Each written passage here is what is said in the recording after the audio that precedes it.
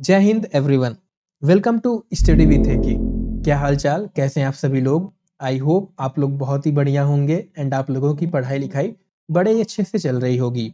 आज के क्लास में हमें क्या पढ़ना है, तो आज हम लोग आपका class 12 politics in India since independence की जो बुक है एनसीईआरटी की, उसका लास्ट चैप्टर आज हम कवर करने वाले हैं, जो है आपका recent development in Indian politics के बारे में। अभी तक आपका ये जो बुक है, देखिए नाम से आपको लग रहा है क्या कि इसके अंदर हमारी इंडिपेंडेंस लेकर के अभी तक जहां तक की आपकी बुक अपडेटेड है, वहां तक की हमें राजनीति को समझना है कि पॉलिटिक्स कैसे चलती आई। जिसके अंदर हमने चैप्टर 1 में हमारा जब जस्ट आफ्टर इंडिपेंडेंस हमारे देश के सामने क्या क्या चैलेंजेस आए थे, उसके बारे में हमने चैप्टर 1 में डिस्कस किया था। राइट, आप याद करो, इसमें हमने 3 चैलेंजेस पढ़े थे। अभी हम डिटेल में नहीं जाते हैं, ठीक है। उसके बाद हमने चैप्टर 2 में पढ़ा था era of one party dominance, जिसमें हमने कांग्रेस पार्टी का डोमिनेंस कैसे आया, कैसे इतना मजबूत हुई कांग्रेस पार्टी, उस समय उसने कैसे उतना साल राज किया, मतलब इलेक्शन जीते, उसके बारे में डिस्कस किया। उसके बाद हमने चैप्टर 3 में आपकी पॉलिटिक्स ऑफ प्लान डेवलपमेंट, यानी हमने जो आपके 5 ईयर प्लान वगैरह आए थे उस समय की हमने इसमें बात की, उस समय की पॉलिटिक्स की हमने बात की। उसके बाद चैप्टर 4 आया, इसमें हमने भारत का जो आपके एक्सटर्नल कंट्री थी उनके साथ हमारा रिलेशन कैसे बिल्ड हुआ, उसके पीछे पॉलिटिक्स कैसे हुई, क्या पॉलिटिक्स थी, उसके बारे में डिस्कस किया। फिर हम और आगे आए, आगे आते आपकी 1960 से कह सकते हैं, माफ करिएगा 1965 से के आपकी 1975 के बीच में हम आए, जहां पे हमने कांग्रेस सिस्टम आपका कैसे दोबारा रिस्टोर होता है। इलेक्शन कांग्रेस हार जाती है, उसके बाद फिर इंदिरा गांधी कैसे उसको एक मैसिव विक्ट्री की तरफ ले जाती है, उसके बारे में हमने डिस्कस किया था। राइट, इसमें आपकी कांग्रेस की स्प्लिट होती है, इसके बारे में हमने सीखा था। फिर हमने जो है 1975 से लेके 1980-84 तक की इसमें बात की पॉलिटिक्स की, जिसमें हमने आपका इमरजेंसी पीरियड के बारे में समझा। राइट, और उसके बाद हमने रीजनल एस्पायरेशन 1980 के बाद की पॉलिटिक्स को समझा, 1980 से लेकर 1990 तक की पॉलिटिक्स कह सकते हैं, मोटा मोटी हम लोगों ने समझा। जिसमें हम लोगों ने जम्मू कश्मीर का इशू शुरुआत से लेकर के डिस्कस किया, आपकी ईस्टर्न स्टेट की मुद्दे को हमने डिस्कस किया, हमने पंजाब के मुद्दे को डिस्कस किया, हमने द्रविडियन मूवमेंट इसमें पढ़ा। राइट, और वो चीजें हमने इस चैप्टर के अंदर पढ़ी। और आज जो है हम जो है 1990s के बाद की पॉलिटिक्स को समझेंगे, 2019-2014 तक की। ठीक है, तो आइए चैप्टर को शुरू करते हैं। तो देखिए, जो पूरा चैप्टर है इसको हम ट्राई करेंगे 2 या 3 पार्ट में कवर करने का। आपका जो पहला पार्ट रहेगा, इसके अंदर केवल हम एक बेसिक इंफॉर्मेशन लेंगे। देखिए हुआ क्या था, जब आपकी 1990s का शुरुआत हुआ, तो उस समय हमारे देश के अंदर, हमारे देश की राजनीति के अंदर 5 महत्वपूर्ण बदलाव या 5 इंपॉर्टेंट डेवलपमेंट हुए। उन्हीं के बारे में आज के केवल इस लेक्चर में हम एक-एक करके शॉर्ट में समझेंगे। जिसमें सबसे पहले हम कांग्रेस सिस्टम का एंड कैसे हुआ, या एंड ऑफ कांग्रेस कैसे हुआ, नहीं मतलब हो गया, उसके बारे में हमने बात करेंगे। उसके बाद हम मंडल इशू क्या है, न्यू इकोनॉमी पॉलिसी आपकी इस समय आई थी, राम जन्मभूमि की मूवमेंट की भी शुरुआत इसी राउंड हुई थी, या राजीव गांधी जी का असैसिनेशन भी इसी टाइम हुआ था। इसके बारे में हम शॉर्ट में डिस्कस करेंगे। फिर आपका जो नेक्स्ट लेक्चर रहेगा, उसी पॉलिटिक्स, ये जो आपके 5 डेवलपमेंट जो दे रखे हैं, इसी से रिलेटेड एक-एक करके हम डिटेल में समझेंगे। ठीक है, जैसे एंड ऑफ कांग्रेस सिस्टम से रिलेटेड हम फिर यहाँ पे डिटेल में थोड़ा समझेंगे, decline of Congress, alliance politics समझेंगे। ठीक है, फिर हम लोग मंडल इशू से रिलेटेड आपका थर्ड में समझेंगे, मंडल इंप्लीमेंट, मंडल कमीशन क्या था, इन सब चीजों के बारे में समझेंगे। हम राम जन्मभूमि मूवमेंट के बारे में आपका कम्युनिज्म, सेकुलरिज्म एंड डेमोक्रेसी का जो टॉपिक दे रखा है बुक के अंदर, उसमें अंदर समझेंगे। और फिर आपका हम जो है न्यू कॉन्सेंसस, यानी लोकसभा इलेक्शन 2004 से लेकर 19 तक की बात हम करेंगे। यानी इसमें से न्यू इकोनॉमी पॉलिसी और राजीव गांधी असैसिनेशन के बारे में उतनी डिटेल में चीजें नहीं दे रखी हैं। ठीक है, क्योंकि न्यू इकोनॉमी पॉलिसी जो है ये एक तरह से आपका इकोनॉमी का टॉपिक हो जाता है, और ये आपका डिटेल में क्लास 11th की जो आपकी एनसीईआरटी है इकोनॉमी की, डेवलपमेंट वाली, इंडिया की डेवलपमेंट वाली, उसके अंदर डिटेल में दे रखा है। बट मैंने इस लेक्चर में आपको ठीक ठाक समझाया है। ठीक है, तो अगर जिन लोगों ने समझ पढ़ रखा हो क्लास 11th की इकोनॉमी, उनको कोई दिक्कत नहीं आने वाली इस लेक्चर को, मतलब ये थर्ड वाला पॉइंट समझने में। ठीक है, तो आइए हम समझते हैं। इसमें केवल हम 5 डेवलपमेंट के बारे में शॉर्ट में समझेंगे। ठीक है, ज्यादा डिटेल में नहीं घुसेंगे, डिटेल में उसी पॉइंट में घुसेंगे जिसके बारे में आपका लेटर पेजेज में नहीं डिस्कस किया, जैसे आपका इकोनॉमी पॉलिसी हो गया, राजीव गांधी जी का असैसिनेशन वाला मुद्दा हो गया। ठीक है, बात यहाँ तक समझ में आई? तो देखिए, अब हम आगे बढ़ते हैं और चैप्टर की अपनी शुरुआत करते हैं। सो आपने अपने लास्ट चैप्टर में पढ़ा था कि इंदिरा गांधी जी के असैसिनेशन के बाद राजीव गांधी जी जो हैं वो प्राइम मिनिस्टर बनते हैं, और वो अपकमिंग लोकसभा इलेक्शन में कांग्रेस पार्टी को एक मैसिव विक्ट्री की तरफ ले जाते हैं 1984 के इलेक्शन में। लेकिन इसके बाद का जो आपका इलेक्शन होता है 1989 की क्या राउंड होता है, वहां तक पहुंचते पहुंचते इतने बड़े बदलाव आ जाते हैं हमारे देश की राजनीति में कि जो कांग्रेस पार्टी जो इतनी मैसिव विक्ट्री की तरफ चले जाती है, उसकी सीट जो है एकदम बहुत कम हो जाती है, वो इलेक्शन हार जाती है। एंड इसके अलावा भी आपके और फिर उस जब आपका समय बीतता है, कुछ और भी डेवलपमेंट होते हैं, उन्हीं के बारे में हमें समझना है।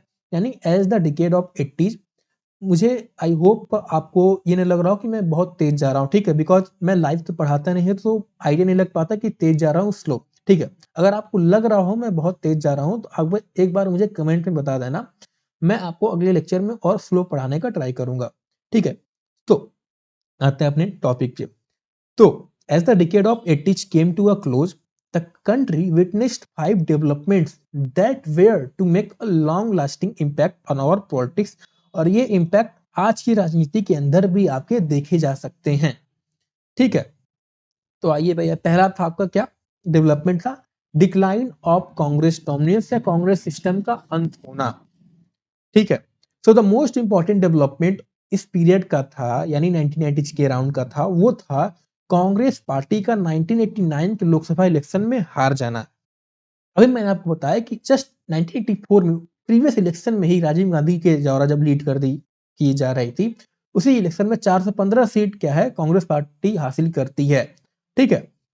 बट उसी नेक्स्ट इलेक्शन में ही ऐसा क्या हो गया, मतलब इतनी बुरी स्थिति हो जाती है कि 197 सीट ही वो हासिल कर पाती है, इलेक्शन एक तरह से हार जाती है, ठीक है? ये इलेक्शन सिर्फ एक डिफीट का मतलब नहीं होता है कि हमने चले इलेक्शन हार गया, अगले में देख लेंगे। ये election it was about losing dominance, यानी भैया इतने, मैं आपको एक दिखाता हूँ, इतने इलेक्शन से, फर्स्ट इलेक्शन से लेकर के 8वें इलेक्शन से इतने साल तक जो कांग्रेस अपना दबदबा बनाए रहती थी, कांग्रेस का सिस्टम जो चला आ रहा था, वो दबदबा आखिर 1989 तक जाते जाते पूरी तरह से, इस इलेक्शन का मतलब ये होता है हारने का कि वो दबदबा जो है अब खत्म होने लगता है धीरे धीरे, ठीक है? तो एवरी, यानी इससे पहले होता क्या था कि जो भी आपकी सरकार बनती थी, जो भी आपकी राजनीति होती थी, जो भी पॉलिटिकल डिसीजन होते थे, वो आपके कांग्रेस पार्टी के इर्द गिर्द ही घूमते रहते थे। बट आफ्टर 1989 ये सिचुएशन पूरी तरह से आपका क्या है, बदल जाता है, ठीक है? हालांकि आपका 1991 में जस्ट इन्होंने 2 साल बाद ही कांग्रेस जो है अपनी परफॉर्मेंस इंप्रूव करके अब फिर से इलेक्शन जीत जाती है, अपनी स्ट्रेंथ जो है वो रिगेन कर लेती है। बट उस तरह से नहीं रिगेन कर पाती है जैसे पहले हुआ करता था दबदबा, ठीक है? सो इस जो बदलाव आपका होता है 1984 इलेक्शन से लेके 1989 के इलेक्शन से आगे की तरफ, इसको ही पॉलिटिकल साइंटिस्ट ने क्या किया है, describe this change as the end of Congress system. एक मिनट मुझे समय दीजिएगा, ठीक है? सो दिस मीन दैट, इसका मतलब ये था कि while Congress remained an important party, it no longer held the central position it once did in the political system, ठीक है? इन शॉर्ट अगर हम कहें तो 1989 का इलेक्शन से आपका एक नया पॉलिटिकल इरा का स्टार्ट होता है, एक ऐसा इरा जहां पे कोई सिंगल पार्टी जो है डोमिनेट नहीं रह पाती है, और यहाँ से मोस्ट इंपॉर्टेंट जो पॉइंट हमें समझना है, यहाँ से आपकी कोलिशन पॉलिटिक्स स्टार्ट होती है, जिसके बारे में हम अपना नेक्स्ट लेक्चर में समझेंगे, इसी का आपका एक्सटेंडेड पार्ट है, ठीक है? अब देख सकते हैं 1951 में आपका कांग्रेस जीतती है 364 सीट, नेक्स्ट में 371, 361 सीट, 283, 352, हालांकि 295 में, मतलब 1977 में हार जाती है, बिकॉज इमरजेंसी के बाद ही का वो इलेक्शन होता है, तो जो उतनी दिक्कतें हुई होती इन लोगों से उसी रिलेटेड होता है। बट अगेन अपनी पावर जो है इंदिरा गांधी जी हासिल कर लेती हैं, 353 सीट हासिल कर लेती हैं। फिर आपका 404 सीट, यहाँ पे से सीट्स की इधर-उधर थोड़ा 10-15 सीट इधर-उधर हो सकती हैं, तो उतने डिटेल में ना जाइएगा। फिर इसके बाद से जो है, यहाँ से आपके कांग्रेस जो है, इसका कहते हैं ना कि डिक्लाइन स्टार्ट हो जाता है, अंत हो जाता है कांग्रेस सिस्टम का, ठीक है? सेकंड डेवलपमेंट था, जैसे मैंने बताया, ये था आपका मंडल इशू। देखिए इसके बारे में मैं शॉर्ट में समझा देता हूँ, डिटेल में जो मैंने बताया हम नेक्स्ट लेक्चर में करेंगे इसके बारे में। ठीक है, मंडल इशू ये था कि आज आप सुनते हो, जब भी कोई government job I think prepare कर रहे होगे या फ्यूचर में आप प्रिपेयर करोगे, तो कि जो है आपकी ओबीसी रिजर्वेशन के बारे में आपने पढ़ा हो कि रिजर्वेशन में ओबीसी अदर बैकवर्ड क्लास के लोग जो होते हैं उनको कुछ सर्टेन सीट्स जो हैं 27 के आसपास जो हैं इनको रिजर्व किया गया है गवर्नमेंट जॉब में। ठीक है, तो ये जो रिकमेंडेशन था ना कि ओबीसी को भी इतना सीट दिया जाना चाहिए, यही रिकमेंडेशन जो था मंडल कमीशन के द्वारा दिया गया था। और जब ये इम्प्लीमेंट किया गया था उस दौरान बहुत सारे वायलेंट हुए थे, एक तरफ सपोर्टर्स से, एक तरफ इसके अपोनेंट से। इसी को मंडल इशू कहा गया है, इसके बारे में हम बाद में डिस्कस करेंगे। अभी हमें 5 मुद्दे याद रखने हैं, कौन-कौन से। पहला क्या था? आपका डिक्लाइन ऑफ कांग्रेस सिस्टम या कांग्रेस पार्टी का एंड होना। दूसरा क्या था? मंडल इशू था। क्या था? शॉर्ट में मैंने समझा दिया, डिटेल में हम आगे डिस्कस करेंगे, राइट? इसमें हमारा मकसद है पांचों डेवलपमेंट थे, कॉन्टेक्स्ट जो था आपका वो याद हो जाना, हमें समझ जाना क्या था। ठीक है, तीसरा था आपका क्या? New economic reform. इसके बारे में आई थिंक आप लोगों ने पढ़ा होगा। देखिए था क्या कि 1990 से पहले हमारे देश की जो इकोनॉमी थी ना, इट वाज क्लोज्ड इकोनॉमी थी। ठीक है, यानी बाहरी कंपनियों को अलाउ नहीं था कि आप हमारे देश में आके ज़्यादा अपनी कंपनी लगाइए, डेवलपमेंट करिए। ठीक है, और जो सारी चीजें थी मोस्टली क्या थी, गवर्नमेंट के द्वारा कंट्रोल की जाती थी, पब्लिक सेक्टर इंडस्ट्रीज का दबदबा रहा हुआ करता था। लेकिन जब इन्होंने देखा गया कि जो पब्लिक सेक्टर इंडस्ट्री है इसी का ये फायदा उठा रही है, बिकॉज कोई कंपटीशन नहीं था तो वो इम्प्रूवमेंट भी नहीं करना चाह रही थी और भी दिक्कतें आ रही थी। ठीक है, इसको देखते हुए 1990s में डिसीजन लिया जाता है एक सरकार के द्वारा कि हम जो है अब अपनी इकोनॉमी को एक नए डायरेक्शन में ले जाएंगे। ये नए डायरेक्शन को क्या कहा गया था? स्ट्रक्चरल एडजस्टमेंट प्रोग्राम, या इसे ही न्यू इकोनॉमिक रिफॉर्म कहा गया। जिसमें ये कहा गया कि हम जो है अपनी इकोनॉमी को पूरी तरह से ओपन कर देंगे, foreign investment, modern technology, private enterprise को अपने देश में आने देंगे। ठीक है, ये होता है। However real turning point came in 1991 when हमारे देश में सीरियस इकोनॉमिक क्राइसिस भी आता है, डॉलर वगैरह का आपका, ठीक है, फॉरेन एक्सचेंज की बहुत कमी हो जाती है and was struggling to import को हम पैसा नहीं दे पाते हैं। इसी को डील करने के लिए देखिए एक क्वेश्चन यहाँ से बन सकता है कि न्यू इकोनॉमिक रिफॉर्म को इम्प्लीमेंट किसने किया था और इंट्रोड्यूस किसने किया था। देखिए ये दोनों का चेंज मतलब चीजें तो आपको सेम लग रही होंगी, बट डिफरेंस क्या है?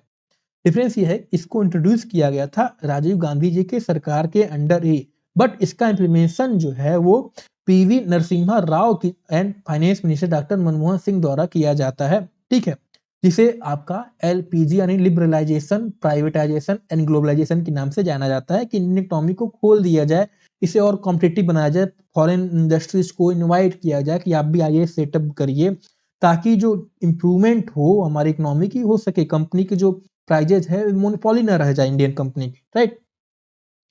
तो एक तरफ तो ये था कि जब किया गया तो हमारे इकोनॉमी को इसने हेल्प तो भैया बहुत किया ग्रो करने में, बट इसके साथ ही बहुत ज़्यादा क्रिटिसिज्म भी आया। बहुत ज़्यादा सोशल पॉलिटिकल मूवमेंट ने आर्ग्यू किया कि ये रिफॉर्म्स जो है इसने इनइक्वालिटी बढ़ा दी है, फार्मर्स एंड वर्करों को हर्ट किया एंड इंडिया को फॉरेन कंट्रीज एंड कॉरपोरेशन पे बहुत ज़्यादा डिपेंडेंट कर दिया। ठीक है, इवन इतने सारे क्रिटिसिज्म होने के बाद भी आज हम देखते हैं और हम ये देखते आए हैं, आज भी देखते हैं कि जब भी गवर्नमेंट जो है, जैसे आपका रेलवे का आप सुनते होंगे कि रेलवे को क्या किया गवर्नमेंट ने, प्राइवेट करती जा रही है। अब भैया प्राइवेट नहीं करेगी तो गवर्नमेंट करती क्या? क्योंकि इससे पहले जो इसके कर्मचारी थे वो गवर्नमेंट कर्मचारी थे।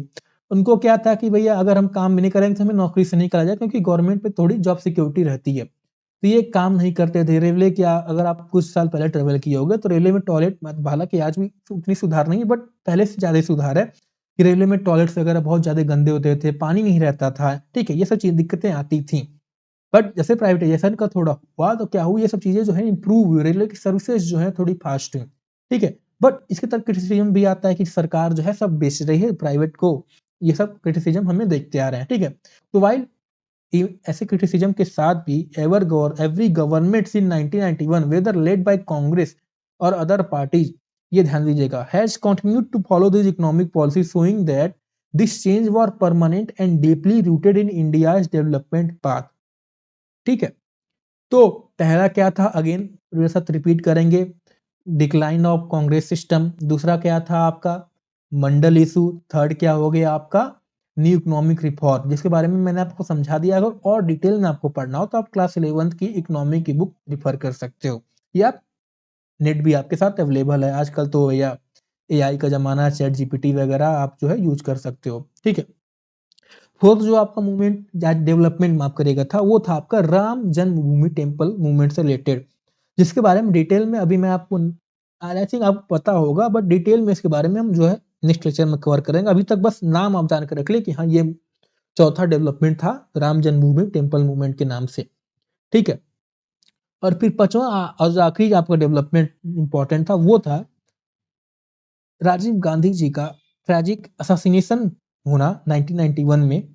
ठीक है, तो हुआ क्या था कि ये जो थे भैया गए थे आपके रैली में गए थे, इलेक्शन कैंपेन में गए थे तमिलनाडु पे, जहां पे श्रीलंकन सिविल वॉर की एक मिलिटेंट ऑर्गेनाइजेशन थी एलटीटीई, जो उसके द्वारा इनका जो है असासिनेशन कर दिया जाता है, बम ब्लास्ट कर दिया जाता है उस इलेक्शन कैंपेन के दौरान। अब इससे होता क्या है, दिस शॉकिंग इंसिडेंट से एक वेव ऑफ सिंपैथी क्रिएट हो जाती है across the country for this party. तो अभी हमने देखा ना कि 1989 में इलेक्शन हार जाती है, बट 1991 में फिर आपके इलेक्शंस होते हैं were held soon after the Congress party जो है once again emerged as the single largest party, जीत जाती है, दो मेजोरिटी नहीं मिलती है। सो इसका एक रीजन ये था कि राजीव गांधी की सिंपैथी मिल जाती है। So after Rajiv Gandhi death the Congress needed a new leader to guide the party and the government, and then party जो है पीवी नरसिम्हा राव जी को चूज करती है as the prime minister of India, जो कि आपके इकोनॉमिक रिफॉर्म्स लाते हैं। ठीक है, तो आई थिंक बस आज के लिए मैं इतना ही मैंने बताया था ना, केवल वीडियो हम शॉर्ट में रखेंगे, केवल समझेंगे। तो अगर आप मेरे साथ रिपीट करो वंस अगेन, हमें क्या है नाम याद होना चाहिए, बाकी कुछ याद हो कि नहीं। ठीक है, क्या थे थोड़ा सा समझ जाना चाहिए। पहला क्या था आपका एंड ऑफ, क्या था भैया हमारे साथ रिपीट करिए, एंड ऑफ कांग्रेस सिस्टम। ठीक, दूसरा क्या था आपका, दूसरा था आपका मंडल इशू था। ठीक है, दूसरा क्या था मंडल इशू था, क्या था हमने शॉर्ट में समझाया। तीसरा आपका क्या था आपका न्यू इकोनॉमिक रिफॉर्म था, राइट। तीसरा क्या था आपका न्यू इकोनॉमिक रिफॉर्म था। चौथा क्या था, चौथा था आपका राम जन्मभूमि मूवमेंट था। एंड पांचवा क्या था, पांचवा राजीव गांधी जी का असैसिनेशन था। इसके बाद 1991 में पीवी नरसिम्हा एक नए लीडरशिप की तरफ कांग्रेस जाती है, जहां पे पीवी नरसिम्हा राव जी को प्राइम मिनिस्टर ऑफ इंडिया बनाया जाता है। ठीक है, तो आई होप मेरा जो मेन मुद्दा था कि आपको ये 5 नाम जो है एकदम रटा देना, याद रखा देना, कि रात को भी कभी उठा के पूछ ले, जबान पे रहना चाहिए कि ये 5 डेवलपमेंट 1990 के बाद हमारे इंडियन के पॉलिटिक्स में हुए हैं, और इसका आज भी देखा जा सकता है जो चेंजेज आए थे, प्रभाव कह सकते हैं इसका। ठीक है, अब इसी को हम डिटेल में अपना नेक्स्ट लेक्चर में कवर करेंगे। मैं ट्राई करूंगा कि नेक्स्ट लेक्चर में ही पूरा कवर कर ले जाए, लेकिन अगर वीडियो लंबी होती है तो इसको और पार्ट में हम डिवाइड कर देंगे। ठीक है, सो आई होप आपको ये वीडियो पसंद आया हो। अगर आपको कोई भी डाउट हो, कोई भी समस्या हो, तो आप मेरे कमेंट में करके वीडियो नीचे पूछ सकते हैं। और आपको ये लेक्चर इंपॉर्टेंट लगा हो तो एक बार इसे लाइक शेयर सब्सक्राइब भी कर देना, बिकॉज आपका सपोर्ट जो है वो मैटर करता है सबके लिए भी, और हमारे लिए भी मैटर करता है। ठीक है, धन्यवाद, मिलते हैं आपको अगले क्लास में। जय हिंद।